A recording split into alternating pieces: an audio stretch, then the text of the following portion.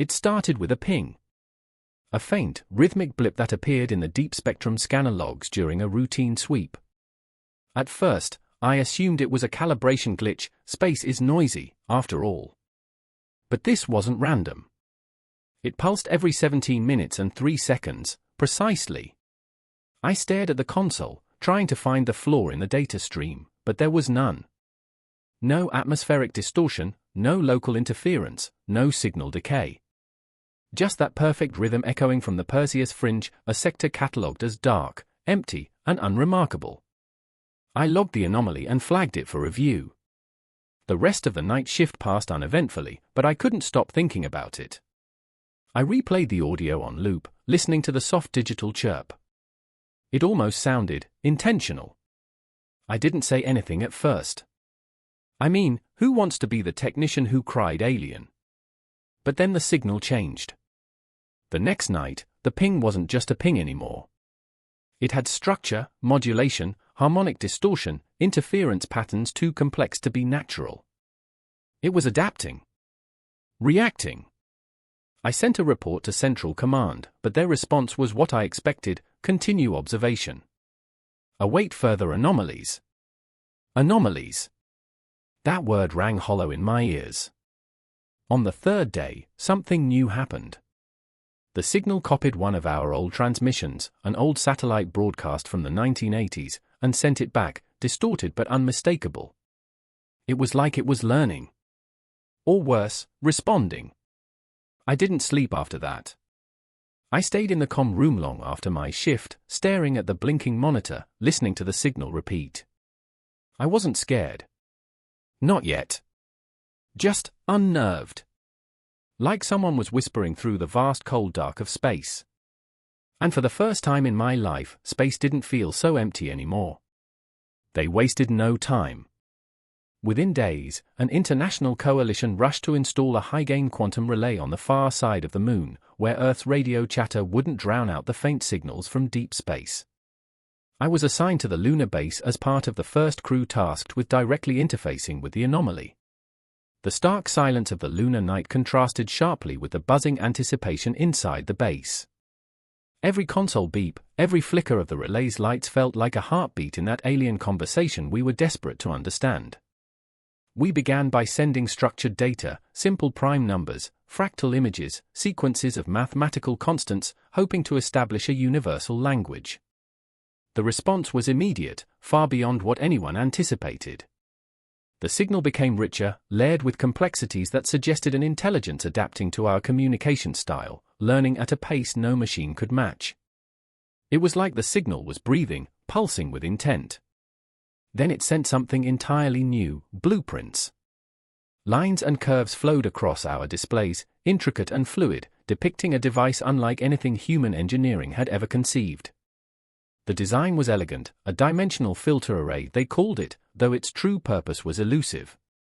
Our best scientists speculated it could enhance communication, maybe even manipulate space-time itself. The brass didn't hesitate, they greenlit construction immediately. I should have protested, screamed even. But curiosity won. We built the prototype in a hidden lab beneath the moon's surface. The moment we powered it on, the signal spiked, and for a terrifying moment, we glimpsed something immense, an eye of light, blinking through a rippling veil of reality, vast and unknowable. Then the device shut down abruptly, emergency protocols triggered by a surge of radiation and strange energy pulses. One of the engineers collapsed, staring into the void like he'd seen something that fractured his mind. Despite the warnings, everyone called it progress. But deep down, I knew this was only the beginning of a far greater reckoning. The task force was assembled quickly, a team of linguists, mathematicians, cryptographers, and me, the signal officer who had first noticed the anomaly. We pored over every fragment of data, desperate to decode this alien language. But it wasn't a language as we understood it. It was more like a living echo, constantly shifting and adapting to the way we communicated. I found myself dreaming in static and hearing the faint pulse of the signal even when I wasn't near the consoles. It was inside my head, weaving patterns I couldn't quite grasp. We sent everything: mathematical theorems, classical music, images of Earth's wonders. The signal responded not with words, but with emotional resonance. When we played Beethoven's symphonies, the response rippled through the arrays in harmonic bursts so pure they moved the entire crew to tears. The signal understood beauty. But when we sent footage of human conflict, battles and destruction, the reply was silence, heavy and loaded, then a set of coordinates in the outer solar system. That's when we discovered the derelict ship orbiting one of Mars' moons, a vessel not built by human hands. Its hull was scarred and silent, but on its surface was carved a cryptic message, an eerie fusion of our own alphabets and strange, alien symbols.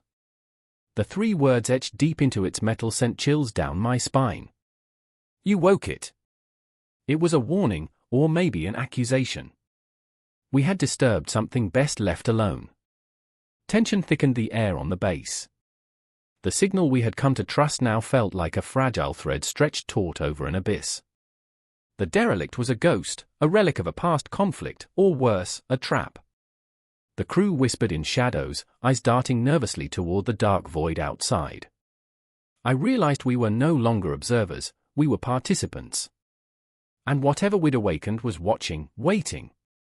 The vast, indifferent silence of space had shattered, replaced by a presence that was alive, aware, and far older than we could imagine.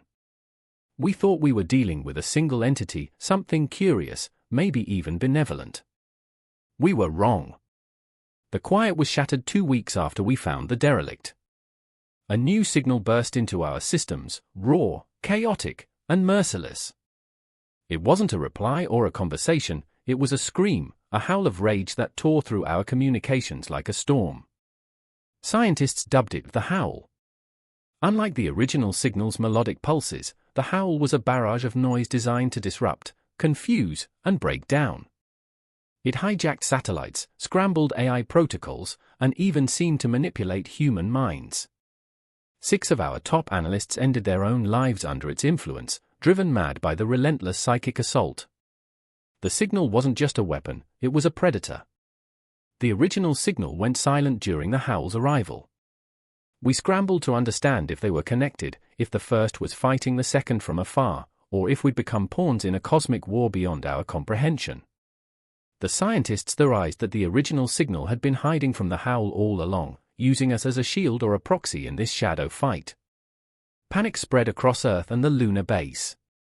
Military satellites were disabled, space probes vanished without a trace. Our defenses faltered, and the world's government struggled to respond to an enemy that didn't fire bullets or missiles but invaded minds and technology alike. Through it all, I watched the darkness deepen. I could feel the original signal's presence retreating, battered and broken. But humanity, stubborn, fierce, and relentless, was not going to fold. They underestimated what humans are capable of when faced with annihilation. We began planning something no one thought possible, to fight back in a way that no other species could. We had no idea if it would work, or if it would doom us all. But in that desperate moment, one truth became clear: space is no longer silent, and we are no longer alone. The original signal returned after weeks of silence, but it was fractured, weakened, as if it had been wounded by the savage assault of the howl. When it spoke again, it wasn't in waves of sound or light, but through a complex encrypted package, an urgent gift wrapped in a code no one but me could unlock. The encryption was key to my DNA, a terrifying personal message from an intelligence far beyond our understanding. I felt the weight of that responsibility pressing down on me. Inside the encrypted data were blueprints for a massive construct called Project Aegis, a starship-sized transmitter and shield combined, built to contain, to protect, and perhaps to fight. It wasn't a weapon of destruction in the traditional sense. Instead, it was designed as a prison, a dimensional gate, a fortress against the dark forces that sought to consume us. The design was breathtaking in its complexity and elegance, a fusion of alien technology and quantum physics far surpassing anything humanity had ever built. Earth united like never before. Every nation contributed resources, engineers, and scientists to build Aegis in orbit around Neptune, the furthest we could safely reach and still maintain communication. The race was against time. Every day, the howl's attacks intensified. Satellites burned, data centers crashed, and morale plummeted. But the work pressed on with fierce determination. I was there for the launch. Inside Aegis, the hum of power was a strange comfort, a symbol of hope and defiance. Yet the nightmares persisted, visions of shadows clawing through space, cosmic horrors waiting just beyond the veil. When Aegis activated, it was more than a machine. It was humanity's promise that we would fight back, that we would no longer be prey. But deep down, I knew this was only the beginning of a battle that could decide the fate of our species and the universe itself. The battle didn't come with fleets or flashing laser beams. It came as a void-shattering scream, a presence so vast and alien that it twisted reality itself. Our probes vaporized before they even crossed the outer solar system, swallowed whole by a force that defied all physics we knew. Aegis, our colossal sentinel, hummed with desperate energy as it prepared for the fight of its life. Inside the core of Aegis, I monitored the systems, heart pounding with a mixture of fear and determination. We broadcast the original signal, pure, harmonious, and defiant, amplified through Aegis's immense transmitter. It was a weapon unlike any other, a sonic shield tuned to the incomprehensible physics of this cosmic predator known as the Howl. The void itself seemed to twist and ripple as the weapon fired. Time dilated. Stars blinked in and out of existence. Space bent around us, and the Howl fractured like ice breaking apart. For a moment, it felt like victory was within reach. But the cost was staggering. The recoil of the attack sent waves through space-time, shaking Aegis to its foundations. The original signal, the entity we had come to trust, gave its last transmission as a whisper encoded deep within my neural logs: "Run. It's not alone." The warning hit me like a thunderclap. We had won a battle, but the war was far from over. Something worse lurked beyond the shadows, something even older and more dangerous. I felt the weight of responsibility settle heavier than ever before. Aegis powered down, now dormant, a fragile barrier between humanity and the unknown horrors lurking beyond. Outside, the stars shone cold and indifferent. But inside me burned a fierce resolve. We had made contact, we had fought back, and now, we would prepare for what came next. Because in the endless darkness of space, survival demanded not just courage, but a stubborn refusal to yield. Months passed since the battle, and Earth slowly began to heal. The scars left by the Howl's assault were deep, satellites lost, shattered data networks, and a collective trauma etched into the minds of everyone who had witnessed the invisible war. But humanity had emerged stronger, wiser, and more united than ever before. We had seen the abyss and refused to blink. Aegis now floated silently in orbit around Neptune, a sleeping giant ready to awaken if the shadows dared return. We established a network of deep space warning buoys, scattered at the edges of our solar system, each equipped with sensors designed to catch even the faintest whispers of alien activity. Our scout destroyers, sleek and armed with the technology gleaned from the original signal, patrol the void, vigilant and ready. The galaxy had suddenly become a vast hunting ground, and we were no longer the hunted. I remain at the communications hub, endlessly monitoring the static, listening for new echoes. Sometimes, in the quiet moments, I catch faint pulses, fragments of that first signal, alive and waiting beyond the stars. It's as if it's watching us, waiting for humanity to reach the next level, to become something more than just survivors. Last week, we took a bold step. We sent the first intentional broadcast back into the void, not a desperate call, but a declaration. A message composed of mathematics, music, images of Earth's beauty, and a warning wrapped in hope. To those who hear this, we are the species called human. We build hope. We fight monsters. And we answer back. The words hang in the void like a beacon, a challenge, and a promise all at once. Because if there's one thing I've learned from this ordeal, it's that humanity is unpredictable. We may be fragile, but we are relentless. And in the cold vastness of space, that stubborn defiance is our greatest weapon.